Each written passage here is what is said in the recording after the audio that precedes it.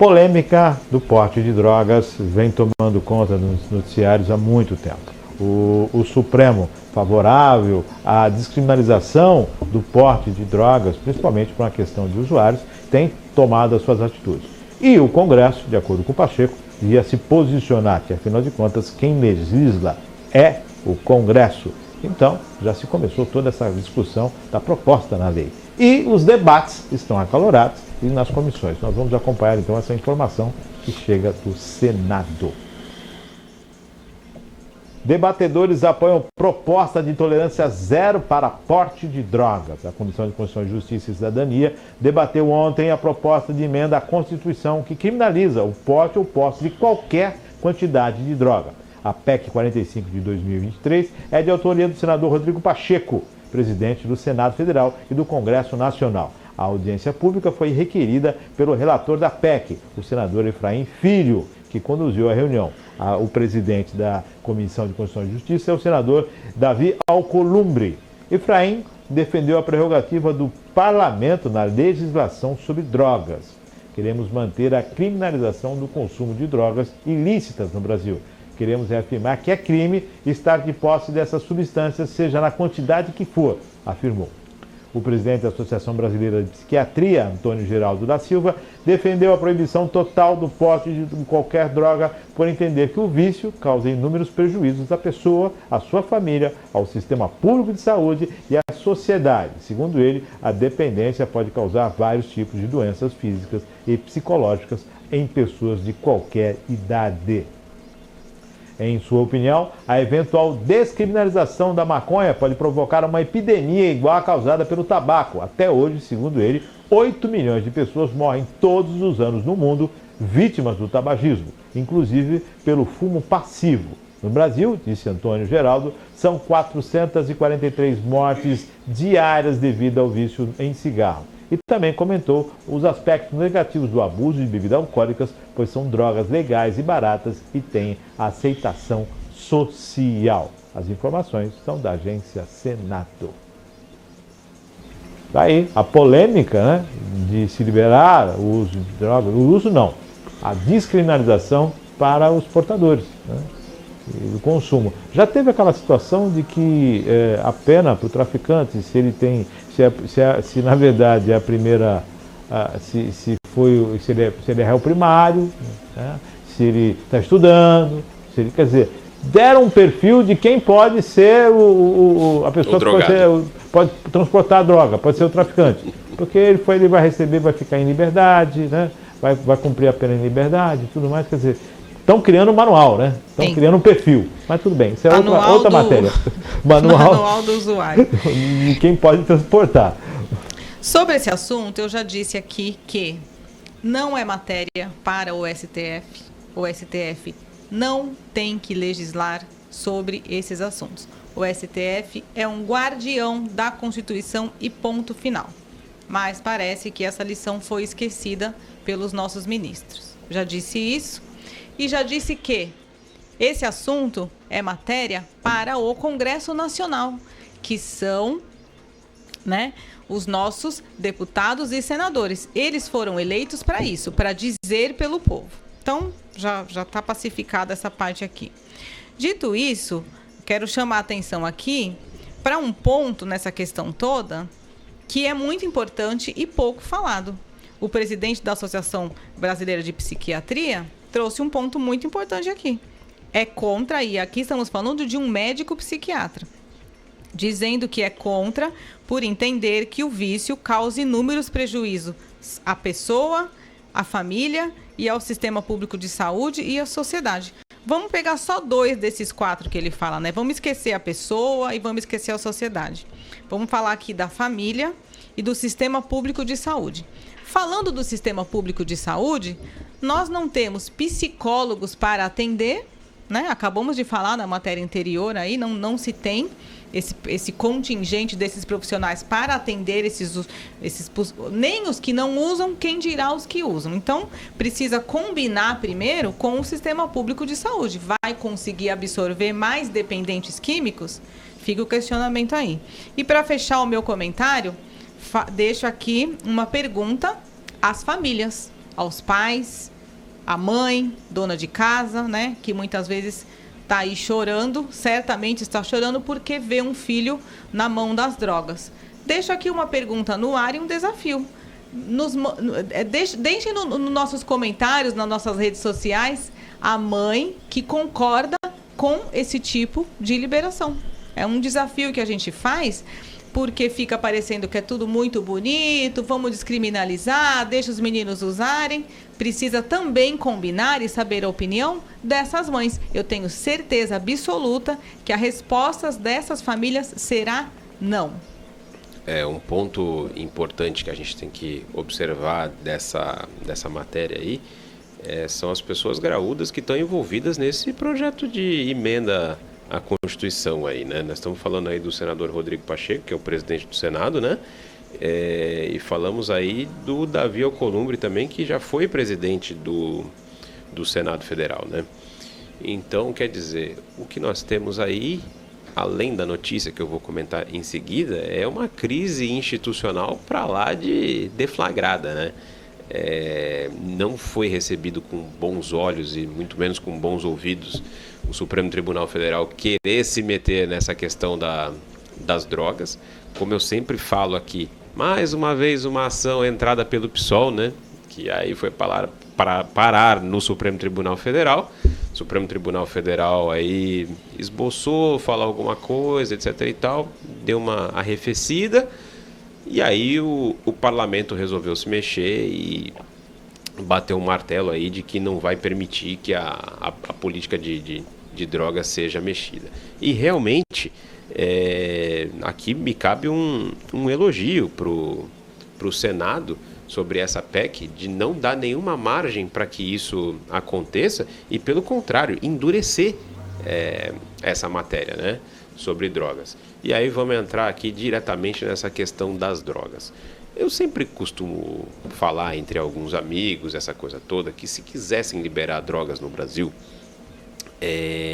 que automaticamente as pessoas que forem colocadas no SUS aí com alguma coisa envolvendo a droga, essa coisa toda, que elas fossem excluídas da cobertura do SUS. Sei disso, sei que é impossível de fazer isso, afinal de contas o sistema é universal, atende a todos, tem aquela questão da...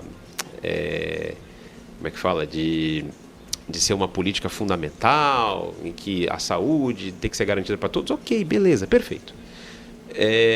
Mas é lamentável que o pagador de impostos ele acabe tendo que dividir essa conta com usuários de drogas aqui, que numa situação completamente lamentável que o Supremo iria constituir através de uma autolegislação ali, né? Então é uma situação mais uma vez complicada, e quando você tem os poderes invadindo a esfera de outro poder, você causa esse desequilíbrio no nosso país.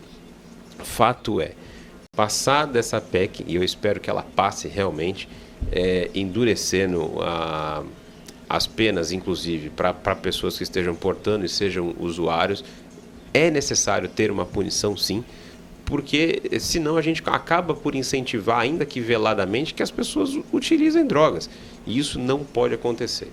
Então, cabe aqui o meu elogio ao senador Rodrigo Pacheco, ao Davi Alcolumbre, ao senador Efraim Filho, para que essa empreitada continue, que o Supremo Tribunal Federal seja, sim, enfrentado nesse aspecto e que a política de drogas não prospere. Você vê a situação que foi relatada aí pelo psiquiatra, né? De que o problema, inclusive, colocou as drogas vistas, o álcool, né? Uhum. Se nós não conseguimos controlar o álcool... O fumo, né? O tabaco... Se foi obrigado a se determinar que se você beber, você não deve dirigir, quer dizer, o Estado teve que impor a você a responsabilidade que deveria ser a sua consciência natural. Exato.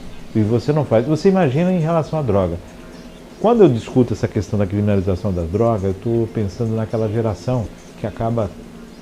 desde pequeno pegando uma arma, porque o bacana quer dar o beck dele, quer fumar, quer cheirar sua cocaína, quer se drogar, e na verdade ele está entrando numa indústria que está pegando pessoas e colocando na criminalidade. Exato. Fomentando. Esse é o pior de tudo. O usuário fomenta o tráfico. Não Financia, tem, né? financia. Ele financia. Então é Sim. muito legal, estou libertado, mas você está favorecendo Fazendo parte da rede. Da rede, e pessoas sejam subjugadas. Num país em que não oferece condições para o jovem que tem uma condição financeira ainda mais debilitada, um país que não dá condição para esse jovem trabalhar, no qual, lógico, as pessoas, o jovem tem que estudar, que no lugar de criança é na escola, mas tem escola.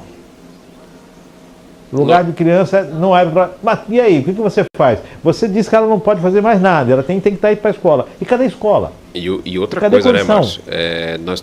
Nós vivemos em um Brasil que ele não dá o mínimo. E quando eu estou falando de mínimo, nós estamos falando da segurança pública. E todo esse assunto que a gente está falando aqui sobre drogas, ele envolve diretamente a segurança pública, como você bem ressaltou.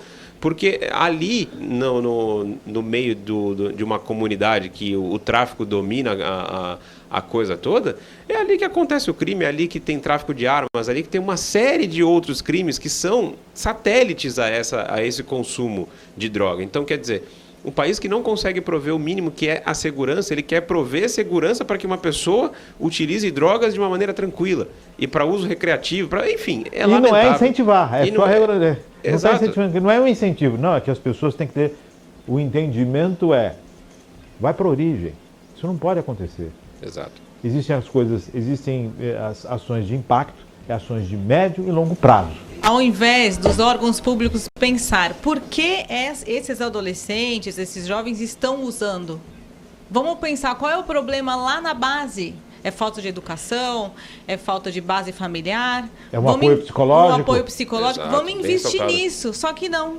Querem apagar o incêndio, né? Vamos descriminalizar então porque somos incompetentes e não fizemos a lição de casa. Inclusive, o que é citado, que as drogas do Brasil não são de grande qualidade, como o brasileiro vai lá para fora, tem mais essa acaba ainda. tendo novidade. Tem mais essa ainda que... Tem mais essa. Márcio, deixa eu só fazer um comentário sobre... Você citou aí, e a matéria também cita sobre as vítimas de tabagismo. E aqui até fica um elogio ao ex-ministro José Serra, quando ele criou a chamada Lei Antifumo aqui no estado de São Paulo, que depois ele foi estendido para todo o Brasil, proibindo com que as pessoas fumassem em ambientes fechados, como baladas, como bares, restaurantes, essa coisa toda. E isso trouxe um benefício muito bom, que fala justamente sobre essa questão do fumo passivo. Né? Então, o fumo passivo no Brasil, graças a Deus, ele foi muito reduzido. E coisa que não foi feita em outros países do primeiro mundo. Eu lembro que a primeira vez que eu visitei a Itália, que muita gente fuma lá, você vê assim muitas bitucas de cigarro na linha de trem. Quer dizer, no ambiente fechado de uma estação, lá é permitido fumar. E eu falei, caramba, que legal. No Brasil, isso não é permitido. Né? Isso pegou a lei, né? Pegou, e é uma lei que pegou e ela fez muito bem para a saúde do brasileiro. Esse é o tipo de imposição que eu espero que o Estado faça. Porque ali ele está realmente preservando não só a saúde das pessoas, mas o seu gasto lá na frente. Porque isso sim teve um impacto no sistema de saúde e foi um impacto positivo. Só que aí quando você pensa em liberar drogas, você faz totalmente essa engenharia reversa. Você está criando um novo fato e um novo gasto. Então, realmente, só destacando essa posição vanguardista do Brasil de combate aí ao fumo, né, que foi muito importante e faz muito bem para a saúde dos brasileiros. Uma vez na participação de Vicente Catione em um dos programas, ele ainda era deputado, e ele falava dessa questão da semana, né, do trânsito, né, que vai de 18 a 23 de setembro. Uhum. Esse período, na verdade, se fala devido ao número de mortes de condutores entre 18 e 23 anos, que era realmente a faixa etária que mais acabava sofrendo nos acidentes de trânsito. E aí a gente tem junto com isso a questão do álcool, que, como você bem disse, a lei determinou que a questão do tabagismo não se pode fumar em ambientes fechados. Você não pode fumar dentro de próprios municipais. Você não pode. Tem toda uma lei e acabou pegando. Aí veio a questão da proibição de você beber e dirigir. Uhum. Né? A lei seca, que pegou também. Sim. Aí eu pergunto. Agora eu pergunto, e se o cara fumar e se drogar, como é que faz? Ele passa na blitz? Pois é, e aí vai ter... Eu lembro que tinha o motorista da rodada, né? que era o cara que não bebia, E que leva. Ainda tem. que leva É que o Uber começou a fazer todo. isso, né? Guardadas as devidas proporções, nós vamos ter o drogado também, porque antes era o pessoal que podia beber. Então aí você vai ter o motorista da rodada que também não vai poder se drogar. Se tivesse passado essa balbúrdia aí que o STF tentou passar sobre a lei de drogas. É uma situação lamentável, né? Porque a partir do momento que você tenta toda uma situação de prevenção, acaba desaguando nisso. Então, é lamentável. Mas, Márcio, e o direito da pessoa? Tudo bem, mas ele tá dentro de uma indústria, ele tá favorecendo uma indústria que tem toda uma situação e ramificações que é necessário discutir de forma muito abrangente. Mas o Senado fazendo a sua situação e os senadores e o Congresso vai votar da melhor forma possível e é nisso que eu falo. Quando você vai votar, vote corretamente, escolha bem. Voto tem consequência, né? Eu vi o seu comentário na última segunda-feira falando sobre essa questão da consequência dos votos. E realmente, né? Tudo que está acontecendo, toda essa questão política que ocorre, as pessoas escolheram. Nenhum deputado, nenhum senador e nenhum presidente, membro do executivo foi para lá porque se achou lá e tomou a posse daquilo. Não, foi pela mão do povo brasileiro. Então, tudo que está acontecendo acontece por meio daquilo que o povo escolheu. É melhor a gente fazer escolhas melhores. O corrupto eleito pelo povo. Exatamente.